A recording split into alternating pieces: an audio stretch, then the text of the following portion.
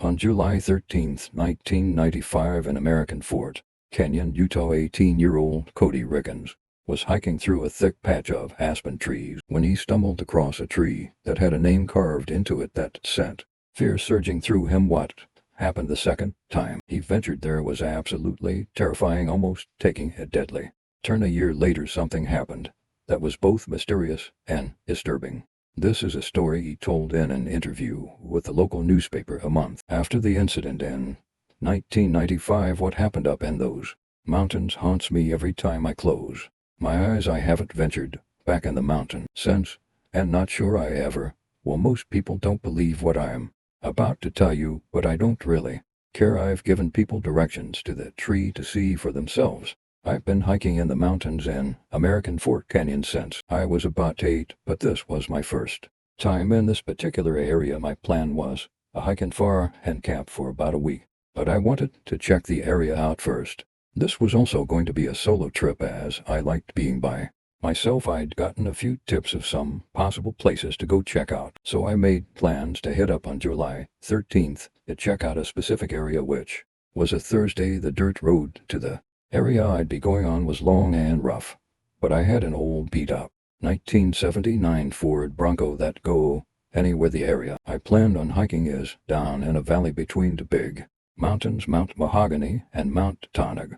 It's steep, dark, and very thick, the perfect place I liked camping. After a long bumpy drive, I finally made it to the spot I'd have to park. It was about 7 a.m. as I grabbed my backpack and laced up my boots. I remember a feeling of excitement going through me, as I always loved checking out new places to hike and camp. I'd have to start from the top of a hill and hike down into the valley, then turn right, heading into large, thick patches of pines. As I hiked down, the sun was just beginning to come over the top of Mount Tug. As I looked at the valley in front of me and thought how thick and dark the trees were I'd be hiking, and every time I went hiking alone I always had a sense of fear, but that fear was something I actually liked. As weird as that sounds, when I made it to the bottom, I made a slight right turn that would take me straight into the thick trees. When I made it to the edge of the aspens, I slowed way down and started creeping along, as I knew the animals would still be out feeding, and seeing them was part of why I liked hiking into far places. After I'd been hiking for a while, I had to stop to tighten my boots back up. As I stood up, I noticed the name carved into an aspen tree just to my left. I stood there stunned as the hairs on my arms stood on end. I couldn't believe what I was seeing. I've been in the mountains enough times and seen enough man-made carvings in aspens to know this one had been there for quite some time, a decade or two. For sure, I stood there just staring at the name because I knew the detailed history of this person and knew this could absolutely be genuine. A few minutes later, I decided to continue hiking, as I had a lot of ground I wanted to cover and wanted to be back to my Bronco before dark. The rest of the day was uneventful, except for running into several small herds of elk. I plan on coming up the following week though, and several more times over the summer. I needed to find places I could get water daily before I actually planned on staying in there for a week. I made it back to my Bronco just as the sun was going behind the mountains to the west. As I drove along that bumpy road in the dark, I realized I'd forgotten all about the name I'd seen carved into the tree. It was now coming back, though. As I started thinking about it, flashes of what he'd done came flooding into my mind, because I knew in grim detail what he'd done. I shook my head as I drove, trying to put it out of my mind. The following week went by quickly, as I worked for my father during the summers at his business, and he kept me plenty busy. I planned on going back on Saturday, July 22nd, the night before. I gathered the things I'd need and decided to wake up about 5 a.m. I hit my alarm as it went off early Saturday morning. I rolled out of bed, put on my hiking clothes, and piled into my old Bronco. I love leaving early in the morning before the sun rose. Nobody on the road, only me and my thoughts. I stopped at the local gas station and got a cup of coffee before heading to the mouth of the canyon that had led me to the area. I'd brought along my camera this time in case I ran into any more elk and hopefully a bear. Up to that point, I'd only see one bear in the wild with my own eyes. I arrived at the parking spot about the same time as a previous week, around 7 a.m. I was sleepy, so I reclined my seat back and took a quick 15-minute nap. Before leaving, it was starting to warm up some as I stepped out of my Bronco and made my way to the rear to grab my boots and backpack. I remember looking around, thinking I'm the only one here. This is sweet. I loved having the whole mountain to myself. There's something about thinking you're the last man alive, as that's how I always felt when I was in the middle of nowhere. The mountains are usually teeming with people camping or on four-wheelers, especially on the weekend. So I was a bit surprised when once I finished lacing up my boots, I slung on my backpack and took off down the hill, following the same path I'd taken the week before. When I came to the edge of the aspens, I paused for a moment, looking around to see if there were any animals, but there were none. I remember thinking it was awfully quiet, no birds chirping, wind blowing, nothing but silence. I continued walking through the aspens, but slowed down as I went, as I was on the lookout for any elk or bears. After hiking for a while, I nearly dropped the camera I'd been holding as I was stunned by what I saw. There before me was the tree with the name carved on it, only this time blood was oozing from it. I stood there, horrified. What the hell is going on? I thought. I instantly got a pit in my stomach like I'd been punched in the gut. I started doing a 360, looking all around me, thinking someone must be doing this and they're watching me. I stood there for several minutes when I finally calmed down enough to think I need to take a picture of this or no one will believe me. As I raised my camera to take a picture, I felt something tap my shoulder from behind. I spun around to see who it was, but there was no one. Suddenly something hit me from behind, sending me to the ground, my face hitting the dirt. I was then lifted high into the air as my limbs were each being pulled in different directions. I fought like hell to break free of whatever had a hold of me, but couldn't. Suddenly I was dropped to the ground, which hurt like hell. I struggled getting up as I screamed aloud, what in God's holy name is going on? Fear and instinct took over as I started running away from the tree as fast as I could. I kept going until I came to the thick patch of pines, which at this point I was about to throw up and had to stop to catch my breath. As I stood there hunched over, trying not to vomit, I heard something running behind me. I stood up and turned around just in time to see what looked like a man as I was hit in the face with something. I swear on my mother's life it was him. I remember hitting the ground, then blacking out. The next thing one remember was waking up with my head throbbing, something awful. Once I came to, I just laid there deciding what to do next. I knew I needed to get up and try making it back to the Bronco. As I was about to get up, I heard a man fairly close behind me, whispering and what sounded like him walking around in a circle. I could faintly make out what he was saying. We are your sons, we are your husbands, we are everyone where, and there will be more of your children dead tomorrow. My body tensed up as terror surged through me. I started thinking about my family as I thought I was going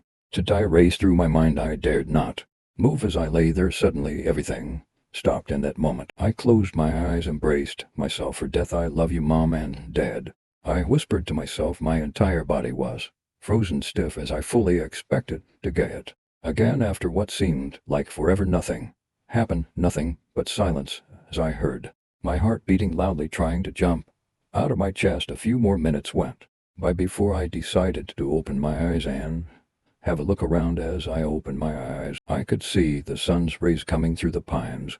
I moved my head so I could look behind me to see if someone was there, but there was no one. As I breathed as of relief, I rolled over and got to my knees as I looked all around me, making sure he wasn't hiding somewhere watching me.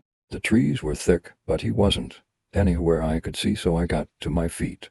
As I put my hand on a branch to steady myself, my head was still throbbing, and I was dizzy. Being stuck in that deep dark canyon all night was not something I wanted, but the thought of something that scared me far more than that was he's still out there. I could tell by where the sun was at. It was now late afternoon. Hours must have passed. I had no idea where I was. I knew where it was, but if I headed west it would take me deeper into the trees and to another mountain range. Heading east, though, would take me down into a really steep, nasty canyon. I needed to head southeast to be exact, but with no compass I had a 50/50th chance. My head also hurt like hell, which clouded my judgment. After a bit I made a decision and started walking. It was hard to walk being as dizzy as I was, but I just kept pushing myself. I walked for a while through the thick pines when I noticed it was starting to get dark and I saw no end in sight. That's when I started panicking. My breathing suddenly got fast and I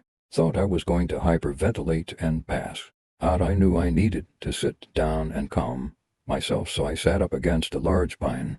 Right as I sat down, something grabbed me, pulling me into the air. Whatever it was, it had a tight hold on me. I struggled to break free, but it felt like I was wrapped tightly in a blanket. I levitated in the air for a while, and in the darkness all I could do was stare up at the stars that were coming out. I grew up in a very religious household, so I had my ideas of what was happening, but still couldn't fathom it was happening to me. It's odd, but as I lay there suspended in midair, I was actually calm and thinking clearly. I thought, if it's my time, then it's my time. I'm not sure how long I was levitating when suddenly I fell to the ground and could move again. As I stood up, something hit me in the face, sending me to the ground. It took me a minute, but once I stood up, I was immediately knocked back down again. This went on several more times before I decided to stay on the ground.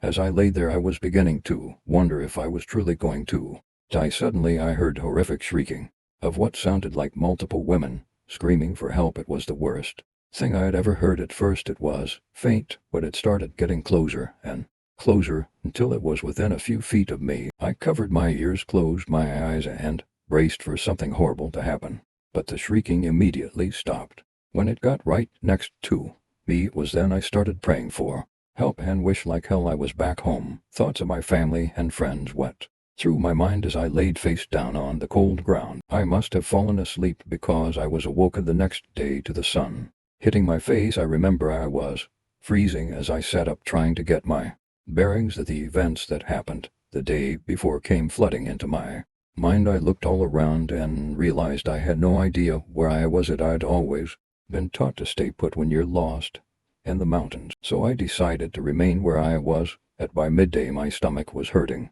something awful and I was dying of thirst. I decided to walk a short distance in a circle to see if I could find some water. It didn't take long before I found a good sea pond not too far from where I'd slept. I knew drinking this water was going to give me the runs later, but I didn't care. I was too thirsty to care at that point. Once I finished drinking, I went back to the spot I'd spent the night, sat there and thought about a lot of things that day. As evening approached, I remember feeling off. I felt as if I was not myself anymore. I can't explain it. I spent another night in that spot before I heard search and rescue calling my name. The following morning I yelled back at them as I heard them approaching on horses. Once they found me, I was put on a horse and taken out, then down to the American Fork Hospital, where I spent the night. Cody was then asked by the interviewer whose name was carved on the tree. His response was it was Ted Bundy. Over the next year nothing happened to Cody. He went about his life working for his father until July 13th. 1 year later to the day, Cody's parents reported he went to bed the night before, but the following morning he, along with his Bronco, were gone. They called his friends along with anyone else they could think of, but no one had seen him. A few days later his Bronco was found in the mountains at the exact spot he was at the year before. A search party was organized and the search for Cody was on the following day. The rescuers came upon a tree. The name on the tree made the rescuers stop in their tracks, but what was on the name left them horrified. Blood had been smeared across Ted Bundy's name. It was oozing out of the name and appeared to be fresh. The blood was later tested and was not Cody's. Rescuers scoured the area for 10 days before giving up. Cody was never found. A photograph was taken of the tree, but the picture's whereabouts remain unknown to this day. For more scary horror stories, please subscribe. Specter Stories.